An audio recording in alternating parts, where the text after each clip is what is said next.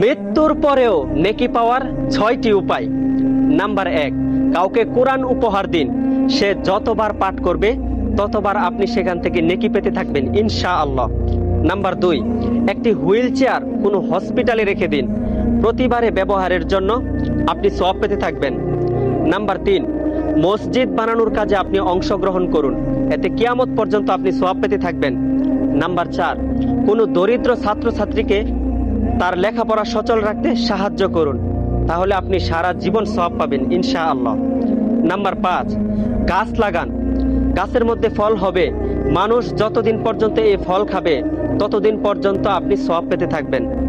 Number 6, সবচেয়ে ছোট উপায় হলো এই তথ্যগুলো শেয়ার করে দিন। এটা দেখে উপরের কোনো একটা কাজও যদি কেউ করে তাহলে কিন্তু আপনি সেখান থেকে সাদাকায়ে জারিয়া হিসেবে নেকি পাবেন। তাই ভিডিওটি সর্বোচ্চ শেয়ার করে দিবেন।